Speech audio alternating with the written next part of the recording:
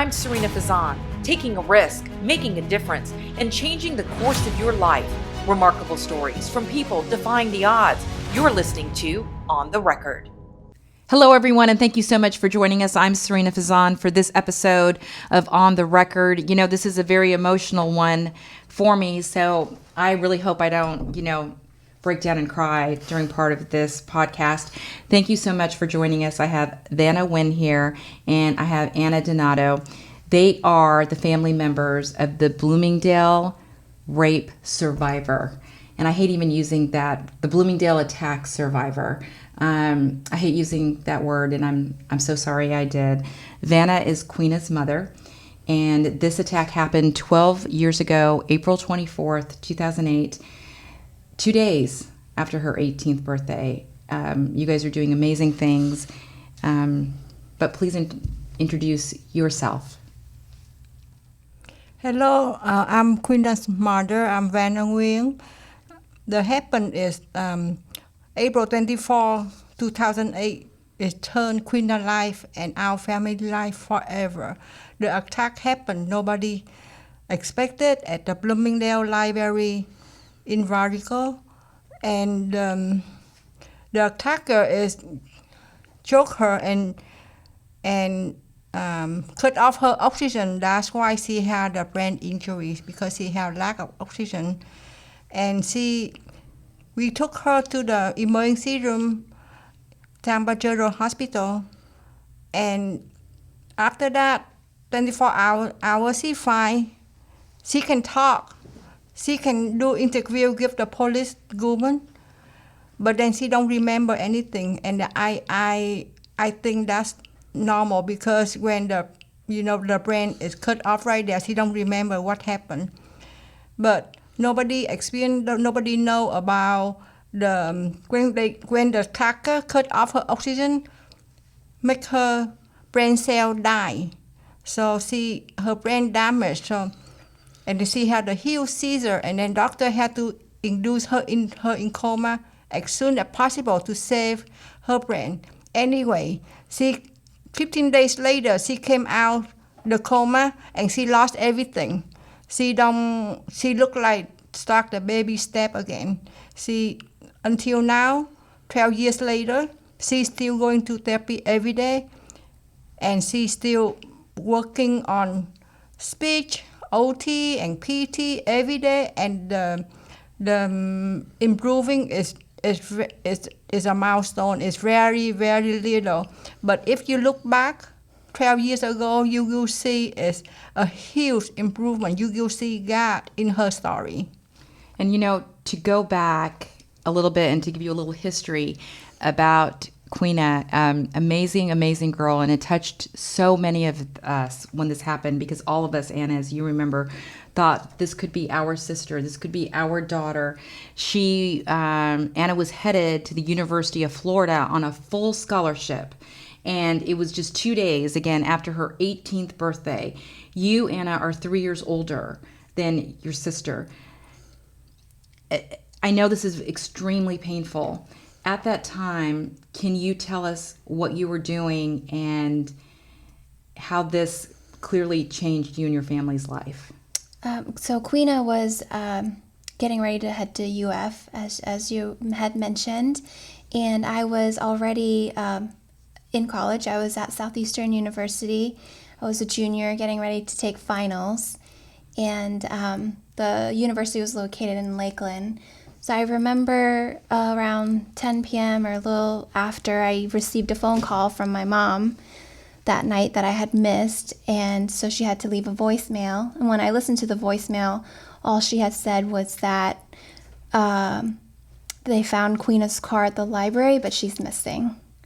And that's all that the voicemail said. And she said, you need to get to the library as soon as possible. So that's when I got into the car and I drove straight from Lakeland to the Valrico area to the library. And when I got there, that's when I had seen the helicopter there for AeroMed and the first responders, as well as the Hillsborough County Sheriff's Office and several family members and friends. And I had seen that they were going to airlift her to Tampa General Hospital. So when I pulled in and I saw that scene, I then, realized that they had found her. But that drive from college to the library, not thinking that my sister was missing and was nowhere to be found, it was, I'll never forget that drive. It was 30 minutes of hell. And when I saw her being airlifted, it gave me a little bit of hope that they had found her and that she was alive. But we had no idea what was to come after that. I mean, once we arrived at the hospital and found out the extent of her injuries, I mean, that's where the journey really began.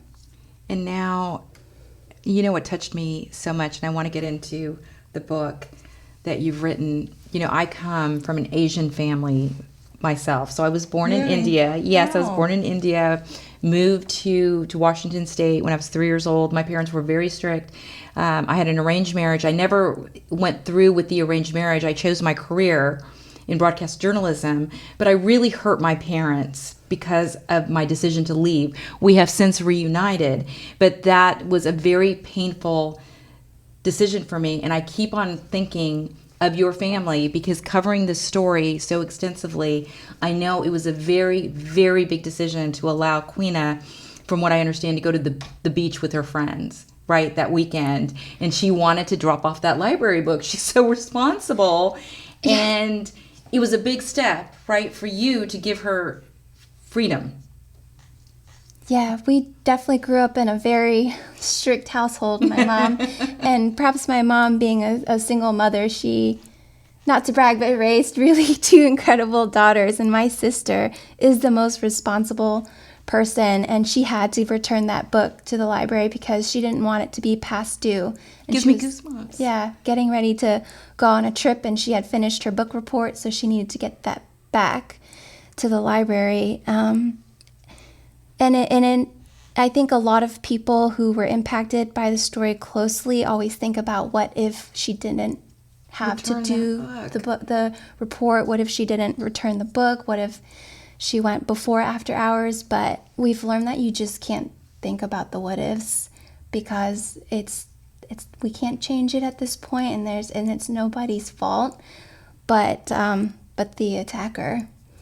But yeah, our Vietnamese family culture was definitely very tight-knit family, and my mom, since she's gotten to America and had us two girls, has spent her entire life devoted to raising us.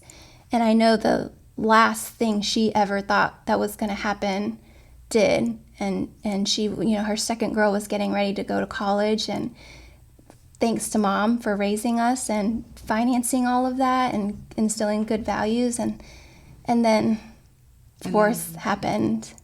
You said so many telling things just now because, when I mentioned, strict, and I didn't mean that, but tight-knit, but just understanding the way, like that, the cultures and the way you're, raised, and what you just said about your mom being a single mom and raising two incredible girls, I definitely echo that.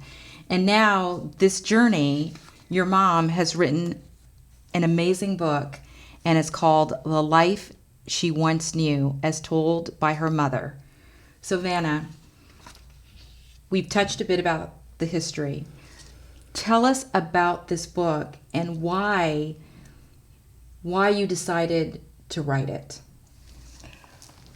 From 2008, we had so many supporters and followers, and most of our supporters is the big people is Christian. So they came and they encouraging us, they pray for us, and they admire our never give up things. And they said, you need to write a book about it because this will help so many people, you touch so many people. And I know that because every day we have the message sent to Queena website, or the email me said, I want to give up my life. But when I see Queena keep going, and then I not allow me to do that. You need to write a book to help the people. So I started 4 years ago to write a book, and I'm not expert. I'm not the computer person. I don't know what it's about, Word file or PDF. I have no idea. But Anna give me the iPhone, so I wrote the book, everything in my note app in the iPhone. In the note app in the iPhone, you Yes. wrote this book. Yes, and when I send to my ghostwriter, I send from my note app the whole story, maybe 1,000 pages, and she said, "No, Vanna, you cannot do this. You need to put in the file, and then send me the file, and then that's why I have my friend, step in and help me to organize my what I'm writing, and then we start from there with the ghostwriter." So let me ask Anna about that just really quickly. So your mom has a ghostwriter. How did this all come about? Did they approach you, and I know, your mom was talking about how many people have told her that she should write a book, but how did it start to come to fruition? My mom is very busy with Queena, and Queena doesn't get to bed until 10, 11 p.m. That's when my mom sits down and opens up her notes app and starts recounting her own childhood, because she talks about her own childhood and journey to America in the book, and thinks back on her escape from Vietnam and how it was being raised in Vietnam and the war and the communism and coming to America. And she also, recounts raising me and my sister, and then getting through the details of the attack and all that happened. That was all done on her iPhone at night, between the hours of midnight and 3 in the morning. She worked on that for years, and we had a lot of supporters that volunteered their services, who had experience in ghostwriting, and literary agencies that offered their services. So we've had several people in and out of the picture, just guiding her along the way. And I never thought that we would be able to publish a book, but my mom did it. I can't believe she did it. She didn't even know what a Word doc was. And now she's an author with the help of all of these people. It's really amazing. I'm very impressed and inspired. And the cover, I have to say, so people are listening to the podcast, but other people are watching the podcast on YouTube TV, on Sarina Fazan TV, on the YouTube channel.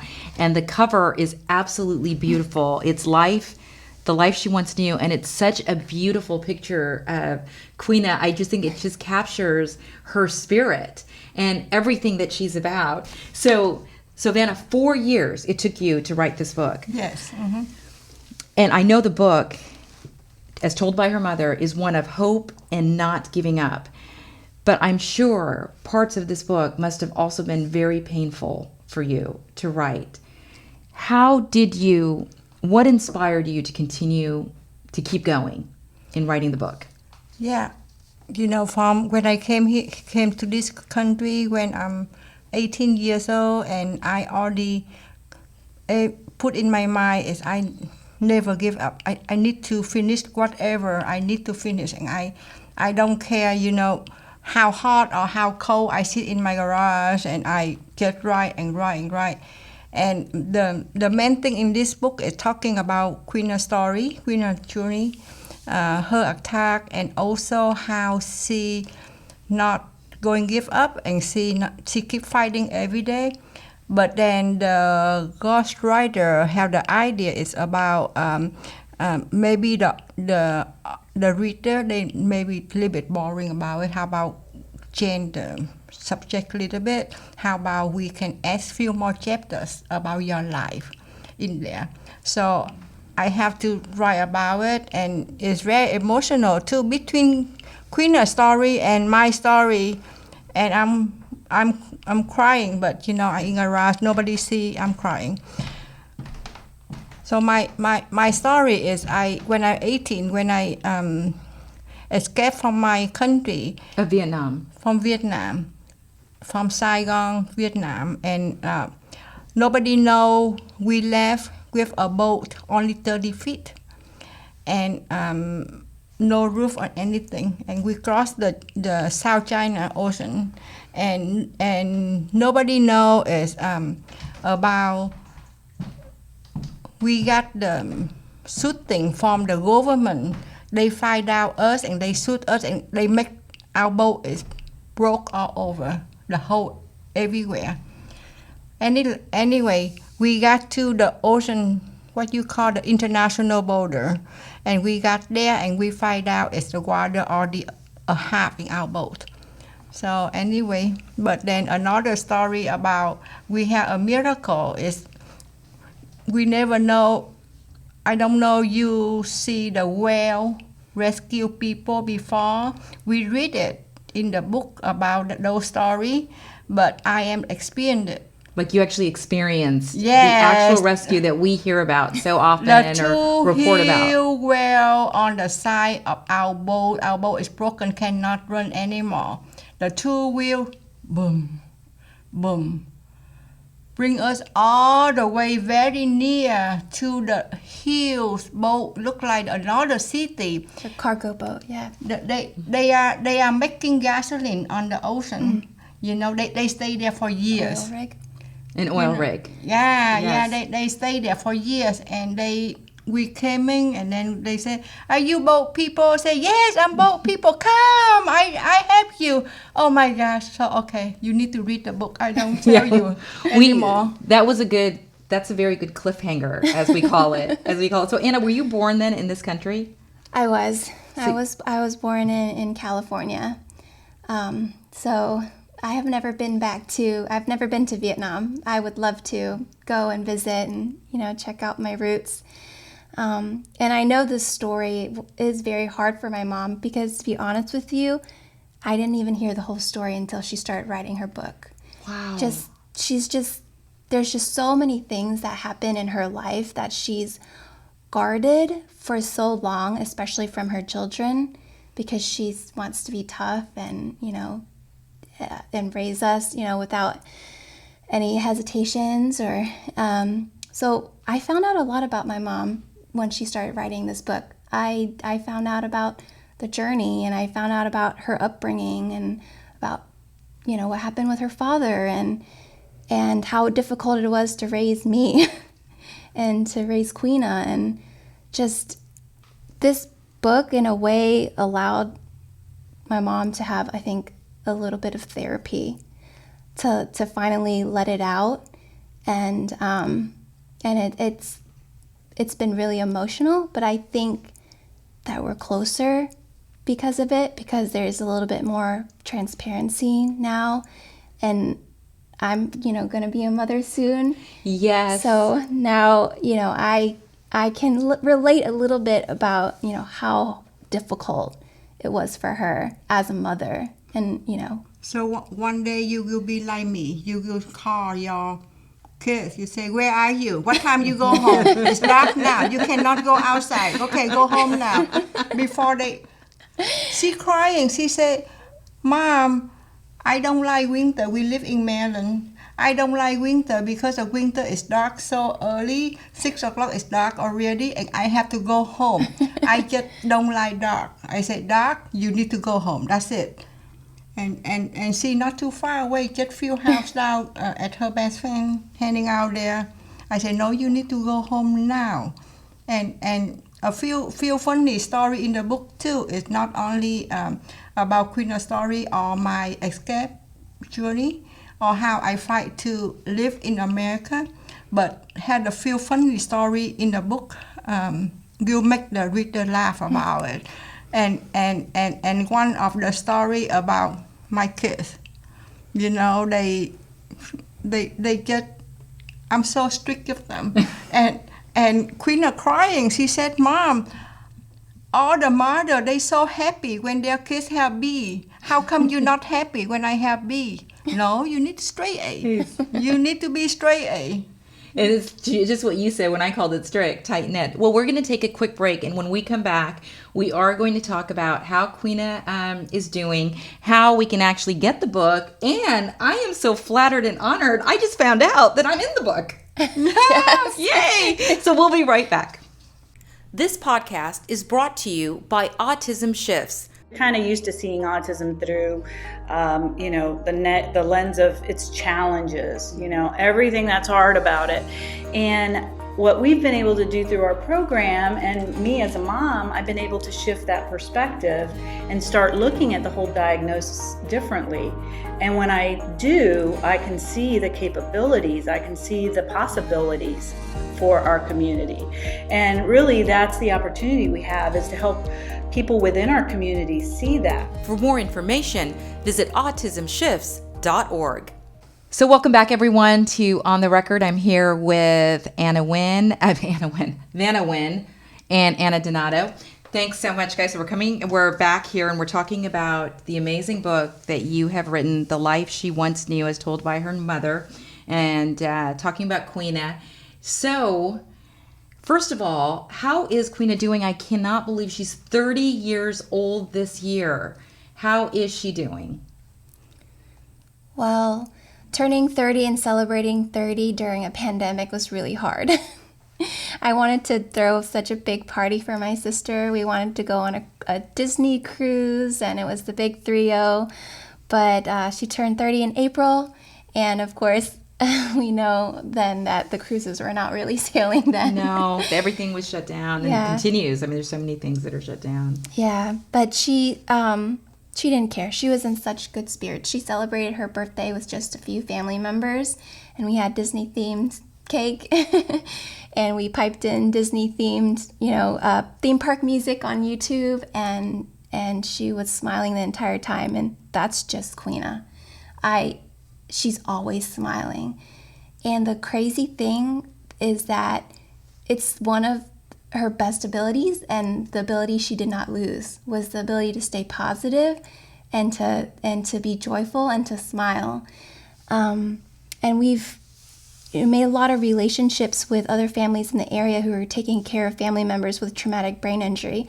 So I know from their experience that a lot of victims of TBI often lose the ability cognitively and emotionally to express. And it must be so difficult for those parents to take care of a child who can't express joy or happiness or can't smile. But we were so blessed that Queena's injuries did not extend that far. And it's a joy to take care of her. It's hard work, especially for my mom, but when she opens her eyes in the morning and she smiles, you don't care. And I'm telling you, she has done that every day for 12 years, smiling when she wakes up. And I don't know how she does that, especially going through what she did and having lost so much, but somehow she's found the power to wake up every day and be thankful. And that's what gets us through every day. That's why we keep doing therapy. That's because we're continually staying encouraged by Queena's spirit and with the help from the community. And we believe one day that she'll, be able to regain a little bit of normalcy back. She's 30, so I'm still hopeful She's still that very she'll young. continue to slowly get well. I know this is a very, very tough question, and do you sometimes, and it's amazing and wonderful to see your family's optimism and, your view of life. Do you sometimes, though, think what her life could have been like, or do you try not to go there? I did all the time. I always thinking I still keep Queena's rooms upstairs, the room she had before, and every decoration in there the same. Her book bags right there, all her school supply there, her bag still there. So sometimes I depressed with whatever right now situation. Queena not improved like I expected. So I go upstairs, I look to all her stuff before, then I think about her picture before. But that not make me give up. That encourage me. Have to keep going. Have to do all my best to bring Queena back, even just a little bit. And she now is turned to symbol of hope for, international, everybody, every country, in the corner, some city very far away, we don't know where are they. They still send a message. Can I have your book? I don't have Amazon at my country. Like where you live, very, very far away, the city in India. I said, that's okay. I mail the book for you. Anyway, so talking about that is old and new mixing. Of course, I never forget who Queena is before. But Queena today inspiring me keep going. So I thinking, in the book have talking about I'm honest, I'm not hiding because I think everybody have their own personal life. It's good or bad, but do they have way to bring it out? Like bad situation or personal story, but I bring it out. So I hope people read the book can see is even you are from the not that good person, but then you have a goal to go and you change yourself, and also you need the motivate. Queena is my motivate. Not only me, everybody around her. When they see her, Anna get off from work, she stop by. She have a tired face when she walk in the door, but then she walk in Queena's room. Queena bright up, make her day. Queena going to therapy. All the patient in there is they in pain, they not happy in therapy. And then all the trainer in there, they are tired too. But when Queena get in the door, the whole thing start to, hyper. Hey, Queena, glad you be here. Come on, come. And then boom, boom, boom, boom. And then Queena laughing the whole 2 hours. No screaming, no yelling. Sometimes she hurts his show. That's a good thing about she improving. Now she can show when she in pain. I think that is good because some therapy somebody said, what happened to her? Can we stop now? Her therapy, I said, no. I think she improving because she can tell you. Maybe her shoe so tight, she don't like it. Or maybe you hold her arm so tight, she don't like it. She expression now. I think that's a big improving her brain. So people don't see it, but I see it. But you see it. So I keep going, Of course, I always pray for miracle. But the miracle, not for we sit there and say, miracle come. God, please give me miracle. No, I have to work hard for it. I never cancel one herb therapy, even rain or storm, I still take her. We wear the raincoat and umbrella cover for her, and we keep going. It's amazing. I never stop her therapy. I'm very busy right now, about the book going to publishing. I have so many. I need to meet my due date, but I never. One day I never cancel her therapy. I still going. Do you both feel that one day, right now she cannot live on her own, Queena can't even speak. Right. Do you feel that one day, that you said, Vanna, that you always pray for a miracle, is that your hope that she will be able to do more on her own and, hopefully be able to sit at this table one day and talk to us? I certainly dream about it all the time. Dream about my sister talking. And I do hope for that. And I do pray for that. And a part of me just thinks that there's got to be something more. She just went through so much pain and suffering, and now she's inspiring so many people. What if she was going to talk again one day? She'd have how incredible would that be?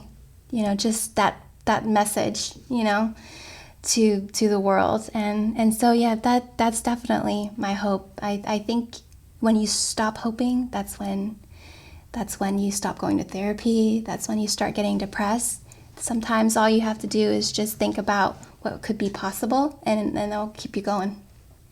Beautifully said. And since I teased it, I guess I do have to mention I'm so flattered and so honored. I had no idea until you both came in today that you actually put me in the book.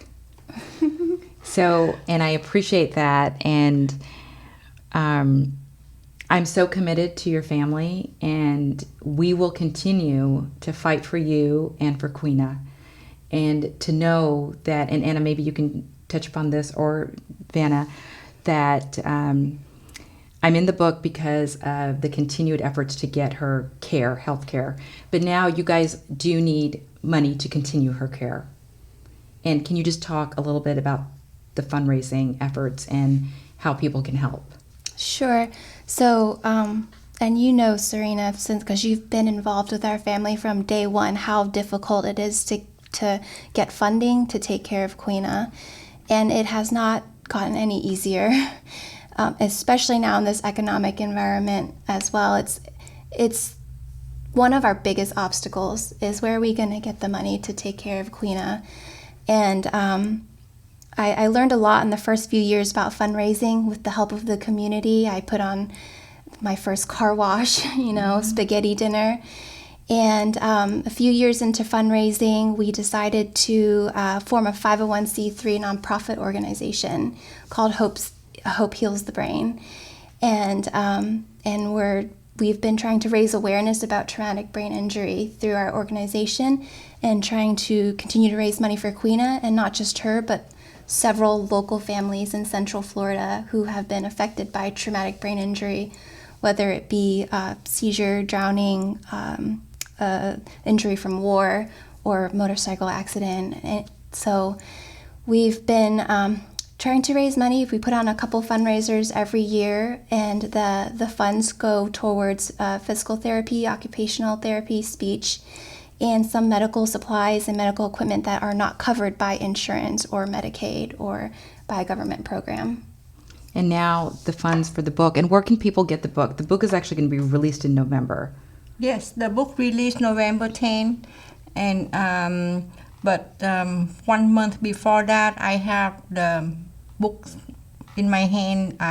The publisher sent it for me for the support Queena fundraiser. So we have I call the book fundraiser for Queena on Saturday, October 24 at Tampa Women's Club, and I hope everybody can come and support and read my book. I will be there for sure, and there will be information on the website on where you can donate and how you can continue to follow the journey, because I know there's also a website, right? It's joinqueena.com? Yes. Joinqueena.com.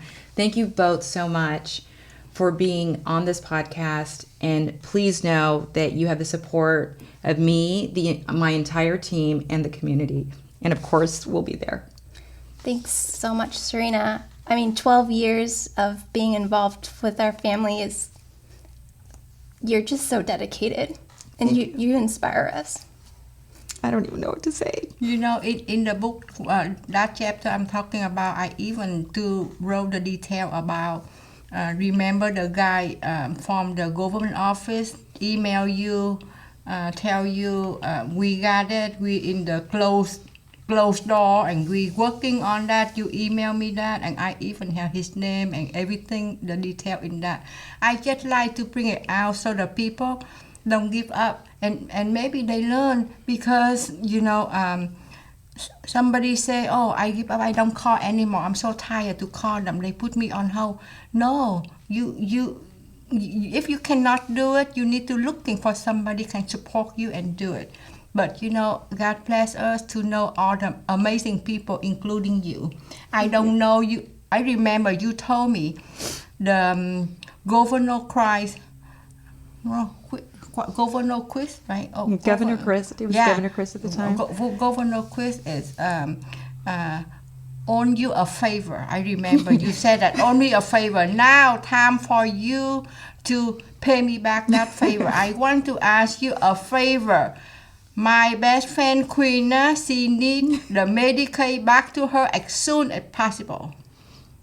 And we got it. Yeah, we did. We did. Yes. We did. And Governor Chris sent an email to Bill Nelson, and Bill Nelson sent me a beautiful letter, and I still keep that letter. It's very, very supporting. Well, this story was one of, definitely, and continues to be the most important in my career. So I told you I'd cry. I told you I would. Thank you so much again for watching. And thank you for being here. Thanks, Sarina. Thank you, Sarina.